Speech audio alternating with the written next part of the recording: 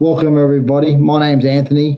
I'm here to do an acknowledgement to country on Yagara and Jagera land, or Yagara and Turrbal land. I cannot do a welcome as I'm not from this country. I am from Larrakia country up in the Northern Territory. I have my ancestors on my father's side of Walpri, which is Yuendamu Desert, west of Alice Springs in the desert. And then also on my mother's side, I have ancestry down to, ascendants down to Bardu Island. So I'd like to acknowledge the traditional owners on where I gather today, past, present, and emerging. I'd like to acknowledge brothers and sisters over in the ditch. You guys strive to be better every day and help our First Nations people across the New Zealand, but also in Australia. And I'd like to acknowledge each and every one of individual people that are on this call today. Pai tēnā tātou, ko Wharehuia Dixon tōku ingoa. Wharehuia Dixon, a civil engineer from Beckett, working in the airport, in our airports team based in Auckland. Just going to offer a bit of an opening prayer just to kick off our proceedings. Kia inoi tātou. Tūtawa mai runga, tūtawa mai raro, tūtawa mai roto, tūtawa mai waho. Kia tau wai te mauri tū, te mauri ora ki te katoa. Haumi hui e, tae ki e. Well, welcome everyone to this webinar on Revitalising Indigenous Languages with Conversational AI. I'm Matt Ensor, and I'm the CEO and founder of Frankly AI. And today we're going to share some of the work that we've been doing on this topic and more generally on embedding First Nation languages into conversational AI. The origins of what we're doing actually go back about 3 years. And one of the frustrations I had was when organisations, particularly public organisations, consulted with communities, we typically heard from the same people. And the groups that we didn't hear from were particularly diverse. And so we looked at what the barriers were to parts of the community to engaging. We found a whole lot of things. Some of it was they just wanted to say what they wanted to say. They didn't want to go through a whole long survey. They wanted to communicate in the same way as they communicate on social media. There are many barriers, but one of the barriers was around language and culture. And so it's a very Western approach to ask people what they think the government should do.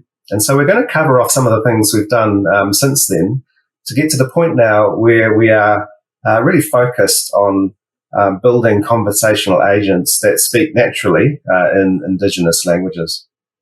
Our technology is artificial intelligence. So it's a little bit like a chatbot in that you can converse with the artificial intelligence. But we call it a conversational agent because it's much more than a chatbot. So it's trained in active listening, so it can hear your views and aspirations about your community, but it can also provide you information if it thinks that would be useful. It mimics face-to-face consultation. So AI was actually trained by people who are trained in consultation. So it loves asking lots of open questions and letting you lead the conversation.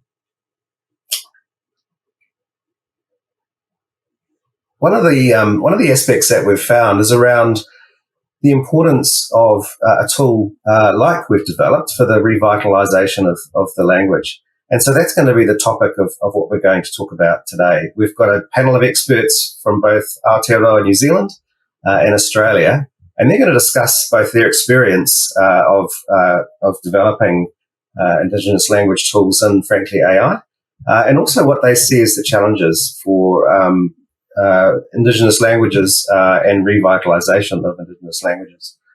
We'll have a live Q&A at the end of the webinar, and you're able to put in your Q&A questions in the Q&A tab below, and we'll take those at the end.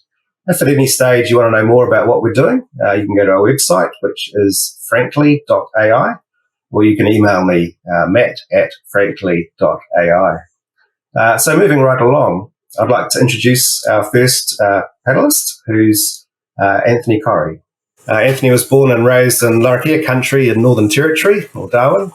in Wilpre on his father's side and Badu Island on his mother's side. Anthony's been working in Indigenous services in Australia since 2013 and has a real passion around mentoring and employment. Anthony's been helping us out at Frankly AI for the work we've been doing with the Torres Strait Creole. So, Anthony, could you describe your background, a little bit about your role and what you're doing at the moment, and what you think the challenges are for Australian Indigenous languages? Yeah, mate. Thanks, Matt, for the introduction. Look, I'm at the moment I do a bit of advisory work for Becca in Brisbane, or Becca Australia in Brisbane. We're looking to sort of connect more with the grassroots. More to deal with our, I guess, problems that we have within society for Indigenous people. So with saying with only Therese, who's going to be on the panel, she's been a great help with us trying to work with Frankly AI in regards to trying to preserve and also create a chat box that is a First Nations Creole. Within Australia, we have close to maybe 200 to 500 different languages across Australia. So, it's not sort of like over in NZ where, the brothers and sisters have a generic, language or First Nations they use. So it's a bit difficult over in Australia where, like I said before, we do have Aboriginal and Torres Strait Islander people in their language. So look, working alongside Frankly AI and Puna has been a great experience. Look, if we could get this what do they call it? Sorry, the Torres Strait Island Creole up and running in a chat box, it's going to be a success. But then it sort of allows us to actually get up and take it across Australia to, allow our people to continue to talk in their native tongue instead of using sort of, trying to learn English language. So, obviously, Frankly is a digital product. Do you think there are advantages in it being digital? Just thinking about, traditionally communications probably being face to face. What's the potential for digital? Look, it gives it an opportunity. So, for instance, up in the Torres Straits, up above Queensland, a tip of Queensland, we've got the Torres Straits, and look, they've got, I guess, NBN and stuff like that. So it'll be more just to sort of, with the big banks, for instance, they can go online and they've got a chat box, and all of a sudden they've got a chat box with their, the Torres Strait Creole. So those little things there would go a long way to allow Indigenous people to understand, English, so to speak, the English language. And there's some big words around that get us thrown around in the English vocabulary, which allows, or I guess makes it difficult for our First Nation people to understand, especially when English is their second, third, or fourth language. So, having this advantage and be able to sit behind a computer and talk, or a digital platform, and talk to a machine, or I know it's like a robot, but it's actually having a proper conversation, and it's getting the answers that we need. Cheers. Thanks, Anthony. And Anthony will be around for the live Q&A. So put your questions in the Q&A box now. Thanks, man. I'd now like to introduce Teresa Marasic. Teresa was born and raised on Thursday Island and has been living in the mainland in Mianjin, or Brisbane, since finishing high school. Her dad is from Saibai. Her mum has connections to Badu, Mer, Mabuyag and Boigu. Teresa grew up speaking Creole. Nice to meet everyone. Kia ora, talofa. So Tessa, could you tell us about the Torres Strait Island community and the challenges in protecting or revitalising your language? Okay, can I start with the background of the languages? So Torres Strait has 5 group of islands. So there's top Western, Western, Eastern, Central and top Western and Western. So top Western, they speak Kala Kawaya, and the Central, they speak Kala Lagoya, And the Eastern Islands, they speak Miriam Mer. But my English is my second language, and I only speak Torres Strait Creole or Broken English or Yumpla Talk. So with the challenges, like with the outer islands, like everyone speak their mother's tongue, but when they leave the islands and come to Thursday Island, which is like the administration island of Torres Strait, when they come there for secondary schooling, or they leave the islands and come to the mainland, whether it be for schooling or for employment, then they start, they don't speak their mother's tongue. They don't speak their language. Yeah. Yeah. So what are one of the challenges in terms of sort of revitalizing the language when people are traveling to and fro? Teaching it in schools would be one way. Because at New Zealand, they have Maori, teach Maori in schools. Yeah, we don't have that here. Do you think digital platforms would become a part of that teaching in schools for an Indigenous language like Torres Strait Creole? Yeah, definitely, Matt. Yeah. What about the experience, I guess, of working with Puna and creating the conversational agent? Is there any things that stood out to you in terms of, when you first saw the agent working? I don't know. I don't know how to describe it. Like sense of pride, because it's you don't see that, like on any website, like any digital platform where there's that option where you can select Torres Strait Creole. Thank you, Tessa, and look forward to continuing to work with you. So thank you, Matt. So we also have Luke Fitzpatrick on our panel today. Luke originally joined the Frankly AI team when we worked on Frankly's predecessor, Tala, at the end of 2019. Tala was a pilot project in Samoan, our first non-English project, which aimed to prove the concept that all voices can be heard, especially the silent majority in communities of non-English speakers. He's currently continuing with this work, helping to produce multilingual products as part of our Frankly AI team. So, Luke, you were the first in the world to develop a conversational artificial intelligence tool to engage the Samoan community. Can you tell us more about that? Yep. So, as a part of the Tala project, we wanted to find a way to reach different parts of the communities with consultation, but typical parts of communities who usually wouldn't respond to surveys or door-to-door consultation or anything like that. The biggest barrier initially is a language barrier. So we started to develop a artificial intelligence technology which can speak to you and understand what you're trying to say in a non-English language, and our pilot project was in Samoan. So, I suppose I'm interested in hearing more from you about why you made it culturally appropriate and how you did that.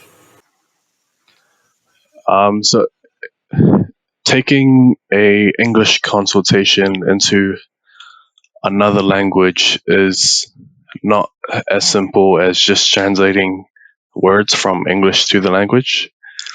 Similar for Samoan and lots of other languages too.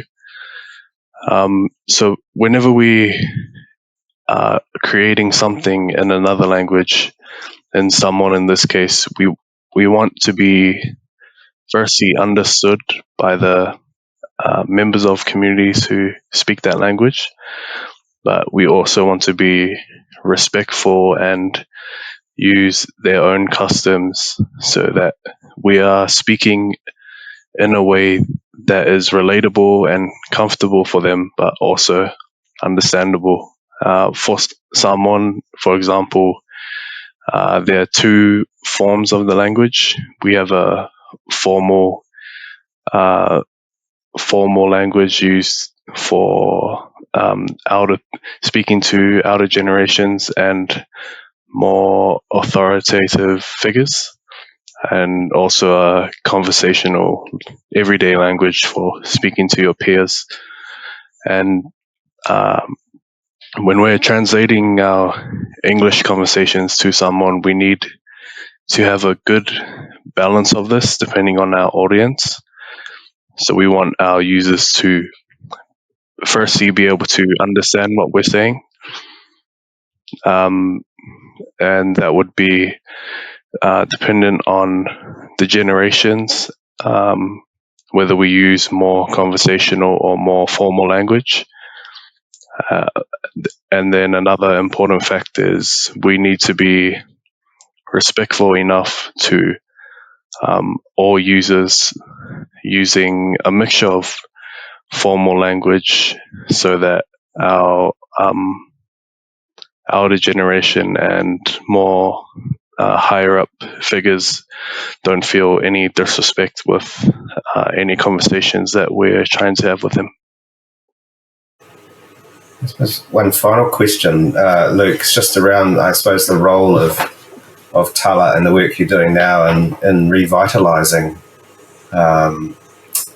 Samoan. I suppose Samoan's an everyday language within Samoa. Do you think there's still a need for tools like Tala and frankly to help, I suppose, revitalise Samoan?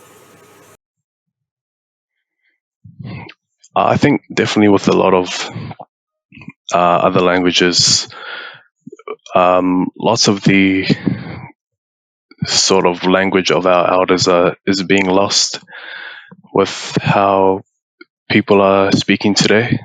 So the best way to convey that information is to get information from them put into a form that new generations, younger people are able to understand and interact with clearly.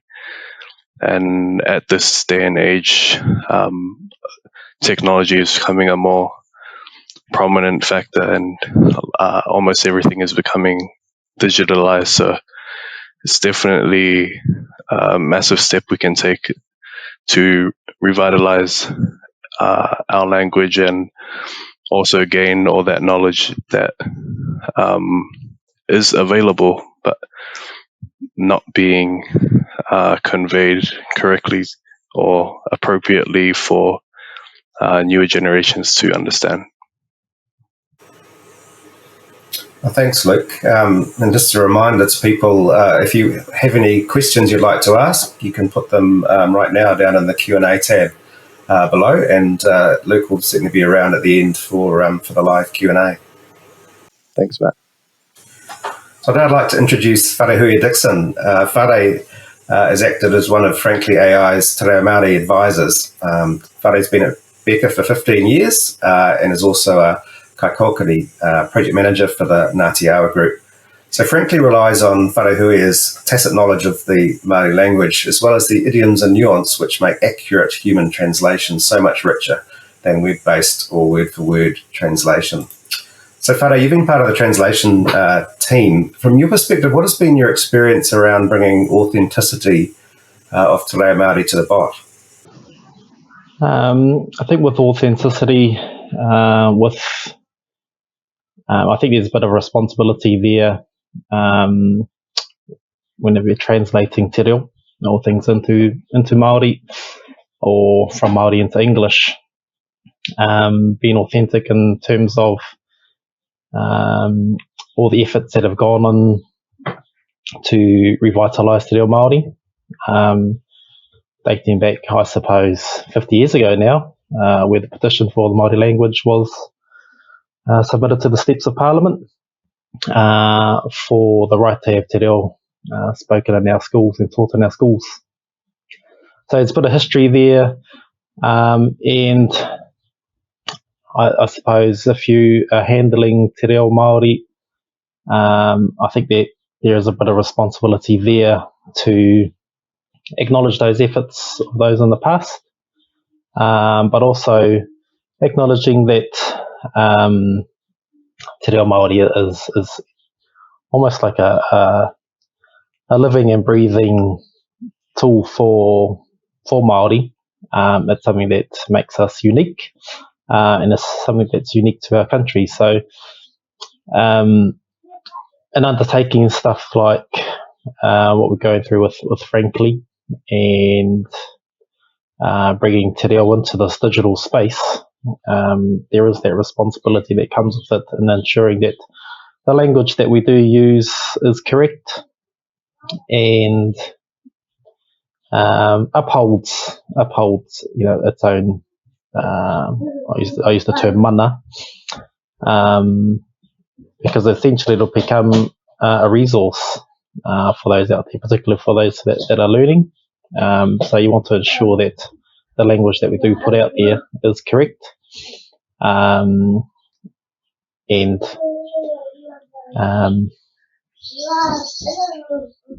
I think that's ultimately it. Ensuring that there is a level of correctness to support not only learners but maintain the substance of the language for ourselves and for those generations that come. What's your view on the role of digital platforms in revitalising First Nation languages? For me personally, the digital platform is somewhat of a new venture. Well, from my perspective at least, for the language to come into this digital realm. But I also think it comes with a lot of opportunity. And the opportunities to provide, for it to become like a resource, a learning tool for those learning, but also to support those, in respect of scalability and its potential to go far and wide. I think there's that element there which will help support again the revitalisation of the language, not necessarily to replace teachers, but as a learning aid, as a teaching resource to help support and emphasise all the efforts that is going into revitalising te reo Māori in this day and age, because there's a massive uptake. All the nightly classes and courses that are on offer are regularly filled. So the demand is really there, and I think understanding that frankly isn't the primary purpose wasn't for revitalising language. It's just I think the natural progression from the technology that's opened up this sort of space and opportunity to become such a tool. So for me personally, I think there's a level of personal excitement, and it's as an enthusiast for te reo and an advocate for te reo, I think it's a brilliant tool, and looking forward to where it can really help grow and support the revitalisation not only of te reo but Indigenous languages around the world.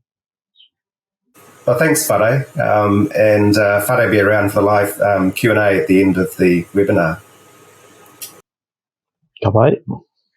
And I'd like to introduce Punahama Walker.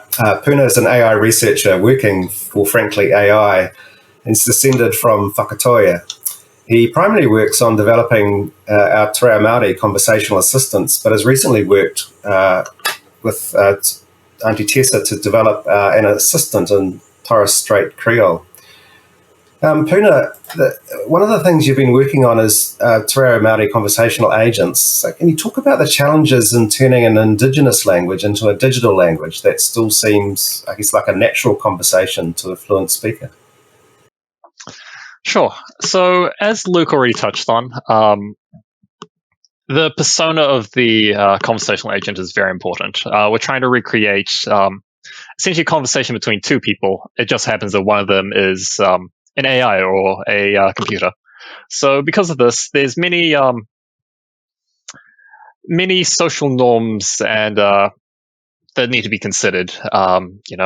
What level of formality, as Luke mentioned, are there any rigid hierarchical structures, or how direct or indirect is the language?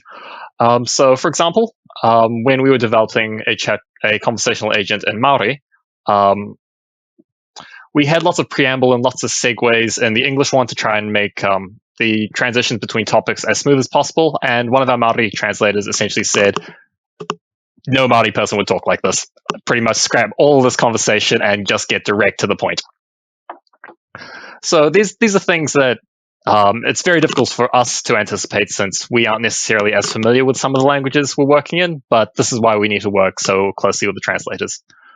Another aspect which I think is quite difficult is a lot of these languages, they haven't had the same amount of time as English to develop modern terminology to deal with the digital world, or whatever world our client may be working in. So Wharehui and I have actually been to a couple of meetings where we had to sit down with our clients and be like, what does this mean in English? Secondly, how do we translate this into Maori? And are you okay with these sorts of translations? Just so that we can make sure that the conversational agent is using terminology that they approve of. And in conjunction with this, we need to also try to anticipate what sort of language the users will use when they converse with this agent. So it's all well and good saying this is the official word for urban development, but we need to think about what words would the community actually use when trying to talk about these issues. So you worked with Auntie Tessa on the Torres Strait Creole conversational agent. Were the challenges similar to what you found with Te Reo Māori? Yes, definitely. There was quite a bit of overlap. So as Auntie Tessa mentioned, there were 5 different regions in the Torres Strait Islands with 5 different dialects. And as similar to different iwi in New Zealand who speak using different dialects. And even though we chose, a way of speaking for the conversational agent, which, hopefully as many people can understand, we also need to be able to make the conversational agent understand as many dialects as possible. One particularly difficult thing about this for Torres Strait Creole is the fact that there isn't one standardized official spelling. So that means that we need to be prepared to handle many different sorts of spellings and many different variations in the way people communicate with a conversational agent. Thanks, Puna. Yeah, I think the work that you're doing sounds like you continue on really and keep expanding to many Indigenous languages. So that's very impressive. Thank you. And Puna will be around at the end of the webinar for Q&A. Ka pai, tēnā nō tātou. Come to the end of our little session here. So it's we open with a karakia or a prayer. So it's only right that we close off in a similar fashion. Nō reira kia inoi tātou. Te whakaiatanga te whakaiatanga tēnei te kaupapa ka ia, tēnei te wānanga ka ia, te mauri o te wānanga ka whakamoia, te mauri o te kaupapa ka whakamoia, ko ki runga, ko ki raro, haumi hui e, tae ki e. Well, thanks very much to our panel. And now we'll move to the live Q&A, which will be facilitated by Barbara Cook, who's one of the members of the Frankly AI team. Well, a warm welcome to everyone who's streaming live now and who is watching this recording at a later date. As Matt said, my name is Barbara Cook, and I am a proud member of the Frankly AI team. We hope you enjoyed that discussion, and we're looking forward to continuing it with you. All the speakers you just saw are available to answer your questions, apart from Auntie Tessa, who unfortunately couldn't make it to the session. You can continue to submit your questions throughout the session by posting in the Q&As. But let's dive right in because we do have a lot of questions to get through. So our first one is for everyone on the panel. What is most likely to make an Indigenous AI successful? Matt, would you like to start on that one? Yeah, for me, it's how the AI is used, and some people have suggested to us, make it as part of a banking system, so that it's not something that you use time to time. It's something that you can use every day, and I think that's one of the great things about the style of AI, conversational AI, is that it's you can use it almost for any purpose that you can do online. Okay, did anybody else want to add to that?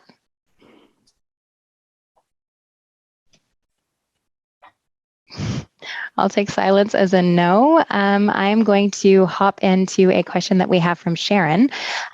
How do you account for or deal with dialect variations? In Ireland, there are 3 or more distinct forms of Gaeilge, I believe it's pronounced, and I imagine that would be the same for others, certainly for Te Reo Māori. Puna, do you want to take that one? Sure. So, as I briefly touched on in my answer in the pre-recorded section, the conversation comes down to 2 parts with the conversational assistant. Firstly, what the conversational assistant says, and secondly, what the user says to the conversational assistant. For Māori, for what the conversational assistant says, we follow Te Tōrāwhiri, the Māori Language Commission's standardized Te Reo Māori. But we can't guarantee that the user will use that sort of language when communicating with our conversational agents. So in that case, we need to ensure that our conversational agents have been trained with a range of dialects all throughout the country to ensure that no matter where the user is from, they'll have a positive experience with the assistant. Great. Whare, did you want to add anything to that? Only that your dialect is only one part of the conundrum with Te Reo. But dialect aside, there's also just tribal specific words, which might mean something to one iwi, but go somewhere else, it could be the opposite. So there's those sort of considerations as well. And that's, I suppose, once the system gets out there and is used, you probably I imagine the AI would begin to learn those different nuances of Te Reo. But it is something that can be, through maintenance, that's quite easily done. I understand from Puna to continually upgrade and teach the AI system. Again, as the language evolves, because we're sort of in this position of modern technology getting mixed up with sort of traditional languages. So it's inevitable that there's going to be gaps in the language that need to evolve and to keep up and keep modern and keep continue to have value in today's society. Yeah. Was there anything that anybody else wanted to add, or can I move on to the next question? Well, the next question is very much in the same sort of vein, and this is a really cool one. I love the answer to this. Can the Frankly AI process mixes of languages? So, for example, English mixed with Te Reo Māori or Samoan? Who wants to take that one? Luke, you're nodding. Yeah, I can start off and Puna can follow on afterwards. We definitely can. A lot of the sort of newer generation of Samoan speakers, especially, always do mix with whenever they use the language. They'll mix in some English words instead of keeping purely in Samoan. And for our technology to be able to understand Samoan speakers speaking in whichever way they are comfortable speaking, we need to also have that ability to understand the mix of English and Samoan, as well as Samoan on its own. But yeah, Pona can follow on from that. To add on to that, in Te Reo Māori, similar sort of things as Luke was saying. When we get to these technical sort of fields, if the word doesn't necessarily exist in Māori, we find often people would use English words instead. Though this isn't just English being used in Te Reo Māori or English being used in Samoan. What I find particularly interesting about New Zealand Māori is it's quite a code-switched language. So, we have lots of Māori incorporated in New Zealand English, and that means that even when we are developing something in English, we still need to be able to, our assistants still need to be able to deal with a certain amount of Māori,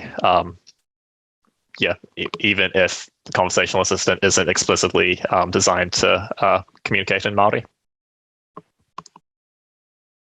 Okay. I have another question that I actually think would be great for Luke. How do you determine the age for the appropriate level of respect in a language? That's a hard one. But I don't think there's really a number that you can put to it, but more of just a level of understanding of the different formalities that are needed in a culture. So families or communities that are more traditional in their ways, if we are presenting something to an audience of that type, we would definitely want our conversation to be more formal and more respectful, as opposed to if we're having conversations with students at a school or university, for example. We wouldn't want to use that much formality in the conversation purely because they won't understand, or likely wouldn't understand, or be able to speak comfortably in the way that they normally speak. So I think it's more of a generational, but also location kind of difference than an age limit. But it's just most important for us to understand the audience that we are presenting our technology to cater for how they would like to speak. Cool. Okay. I can add to that if you like. Yeah. I would agree with Luke. It's not necessarily an age-dependent thing. It is very much a contextual sort of situation.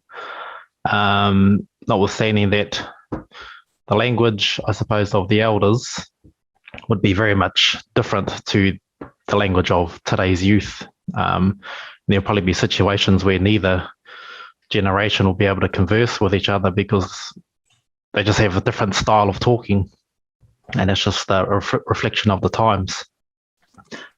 So one of the challenges, I suppose, with a format like this is trying to keep that language consistent but broad enough to span the generations, because there are different sort of nuances between how each generation would have spoke.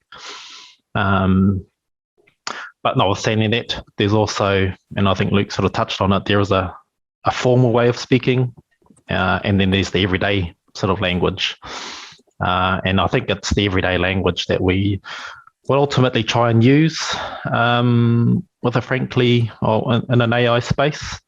And that would include just your general, general sentence structures that are more well known. There might be the use of idioms or kiwaha, or using proverbs and stuff as well. And that just adds, and I think I saw another question somewhere around capturing the richness of the language in a textual environment versus the verbal.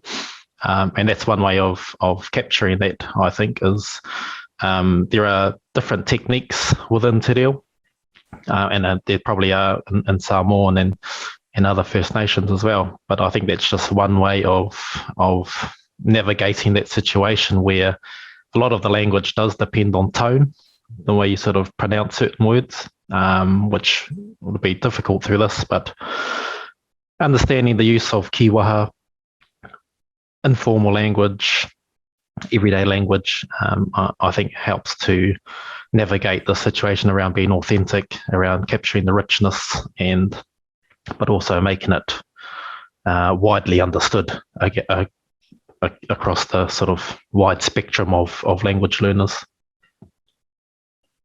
Okay. Well, next question I have is, what is the current goal of Frankly AI? As discussed, will this become a chatbot for businesses such as banks to interact with many different cultures? Could this become a tool used for education in schools? Who wants to start off on that one? I can start off with this one. Look, being a sort of a First Nation Australian over here in Brisbane, I was brought up speaking a language that I am not from that country or that tribe. So, we within schools, I was learnt to speak Yolngu. Look, if you ask me now, I wouldn't have a clue how to do those pronunciations other than little words.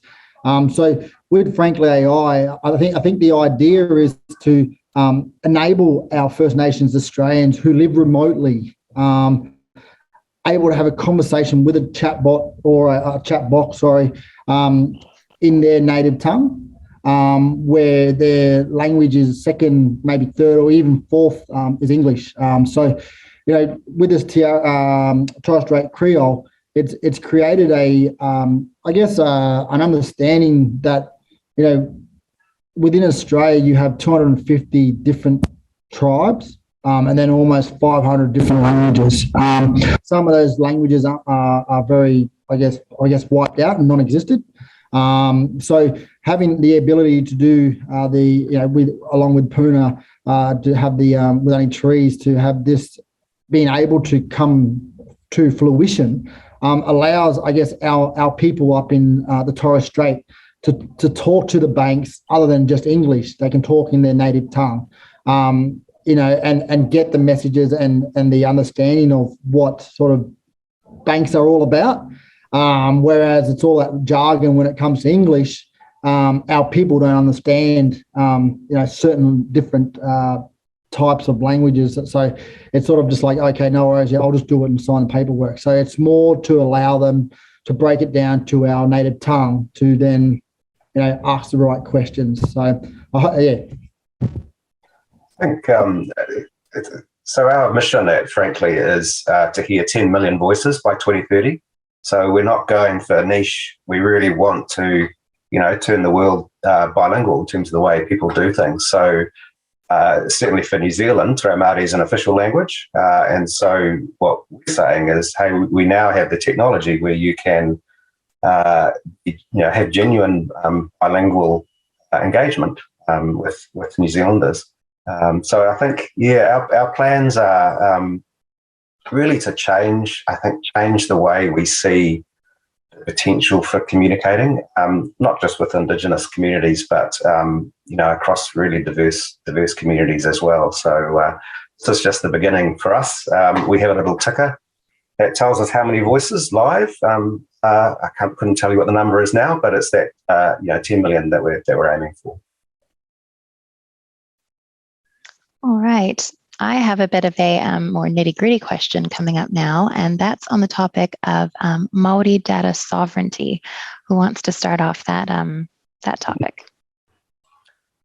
I'll introduce it, but I'm not the expert, but because I've been involved in kind of specifying how Frankly's built, and because Te Reo Māori has been a big focus for Frankly AI, what we've had to do is effectively build our systems, so our ICT systems, our cloud systems, from the bottom up, reflecting the fact that some of the data that we collect or have will be Māori data. And so therefore, the way that information is stored and processed and how it's able to be used needs to be done in consultation with Māori, probably at an iwi level.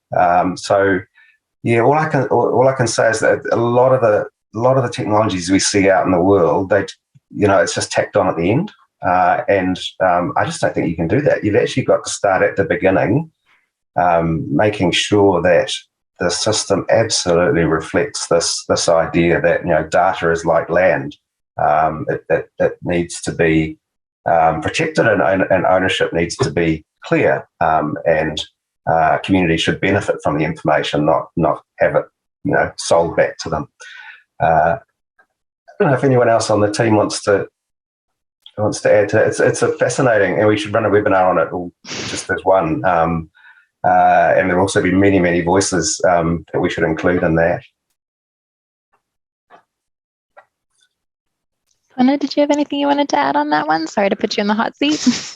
I feel that was a pretty good overall summary. As Matt alluded to, it is a very, very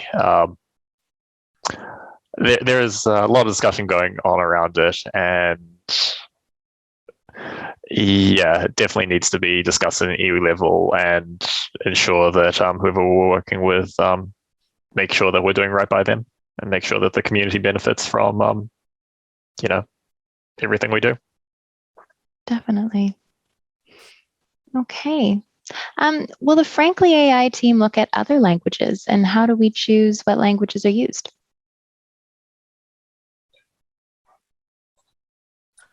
Matt, I'm going to... Yeah, well, I'll open. I think it'd be good to hear your views too, Anthony. So while we're a commercial organisation, we kind of have this social mission around community equity. So what we do is look for languages where one, they have to be written. I suppose that's a prerequisite. But two, whether we can partner with the community to grow to make sure the AI is culturally appropriate, not just well translated. But also the future of that is in terms of whether the communities will use it. And I think certainly what Luke found with the Samoan community is that you need to build trust. So you can't just plonk an AI in front of someone and say, hey, it's in your language, hey, use it. That's not at all what we're about. You have to spend time with the community, sharing how the system works and going through all of those concerns they might have about privacy or technology or, how things work behind the scenes. So it's that. We're lucky, I've explained in the chat, we can do any Indigenous language that's written, so we're not bound to a Google Translate or anything like that. That's the beauty of our technology, and they're all bilingual, so that if you have a very poor grasp of the Indigenous language, you can do it mostly in English. And of course, the AI has no agenda in terms of telling you when you're wrong. So yeah, to be clear, it's that partnership that we require really to choose an Indigenous language. Anthony, do you want to follow on from that? Yeah, look, I guess the prime example would be our Torres Strait Creole. We've got only tests to help with that. But in saying that, though, it's sort of trying to build the trust to make sure we are doing it culturally appropriately. Within I guess, again, I'll talk about Australia. A lot of the different tribes, when you cross a border or want to do business on country, we got to try and seek permission and make that person feel, all the translator, all the community feel, I guess, safe. We're creating a culturally appropriate program. And we're not just sort of ticking a box. And that's probably one of the things that we've been very wary of while we've been conducting the Torres Strait Islander Creole side of things. So the big part there, it's more to do with gaining the respect and trust, which is easily done. However, we need to sort of do the follow through. So, we had the ability to get Arnie Test to then bring in some family members to then test out the Torres Strait Creole system. So those sort of things there. And when they sort of logged in and they started playing around with it, the excitement sort of went through the roof within that community. So look, like I've said to Puna, this is exciting because it actually opens up more doors in different languages, and then go from there. So yeah. Well, that's great. We still have questions coming in, but I might just stop them just there because we want to have time to give you guys a bit of a demo. So I'm not sure if Puna, if you've got that all ready and teed up, ready to go. Yeah, sure. Let me just share my screen. Okay, can you see that? Yep. Please pardon the sample website and the assistant preview. This is still, this is more of a tech demo, and rather than like, what would be going out to clients. But what would initially start off as a little icon down at the bottom. You can click that and it'll bring up a conversation in Torres Strait Creole. I myself am not fluent, but I'm going to reuse answers that other people have used to progress the conversation. So first question is essentially, what is your name? Just some basic nice to meet you, Punahamo. Whereabouts do you live? Sinatkes, I believe, is the Indigenous name for the area. And so now we're asking the user, what do they think about their environment? Asking big, wide open questions. And then once the user answers, then we can hone in and ensure the user is faced with questions that actually interest them. Like one of the worst things about surveys, which we're trying to get rid of, is the fact that you have hundreds and hundreds of questions, and a lot of them may not actually interest you. So we try to direct the user to conversation topics which actually interest them. So if I say this, which I believe is talking about the water quality in the region, frankly, we'll then divert the conversation to discuss more about the waterways. So this question, I believe, is something along the lines of what strategies you feel should be implemented to protect the waterways or improve water quality. And the answer is, make sure people stop littering. And the conversation just carries on. Once they finish with this topic, they can then change to a different topic, frankly, can go through as many topics as they want. And just get a more free-flowing conversation rather than sticking to a pen and paper survey, which gets really tedious really quickly. Thanks for that. Interesting things is that's all processed and created into an insight dashboard that sits behind it. So that's part of the benefits of AI is that that's available to people and translated into English as well. I mean, one of the things you didn't show, Puna, is that you could have broken into English and it would have been fine with that. So so I think hopefully it's a good chance to see the almost the teaching benefit of it. You could give this to a school and then they could give their views on their communities, and they only have to know a little bit of Creole and put the rest in English. I think there was a question about or a comment in the chat, I think it was, about what could you use it for? Well, you name it. There's a lot of possible use cases in education. Just on top of that, Matt, Sharon's here just to ask a question about sort of telehealth and other services. Within Australia, we have like the Services Australia, which is our welfare government side of things, which this sort of stuff here will help our people, in particular the Torres Strait Islander people, with chatting to someone or something, which will give them the information they need. So the big step is to try and get this in front of people and then get it out to community.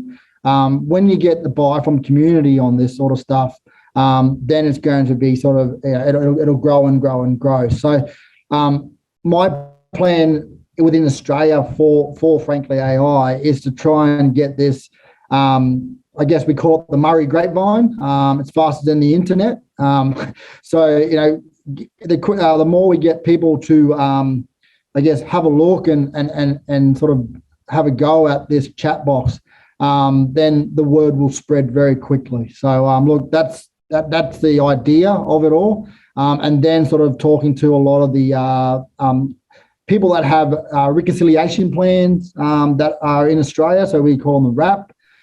So going to those sort of organisations as well to allow our First Nations people to apply for jobs, having the ability to applying in their native tongue. So again, we talk about sort of preserving our First Nation culture or language as well. This is a great step, in particular when we're able to, hopefully Puna can work this out, but when we can get some audio, we can go into the education system and allow that to, I guess, grow within Australia. We're very behind New Zealand in that sort of way. And that's sort of a step forward for our nation. All right. Well, thank you so much for that. That's all the time that we have for today. Thank you so much to our panel and to everyone who attended today and everyone who will be watching this later.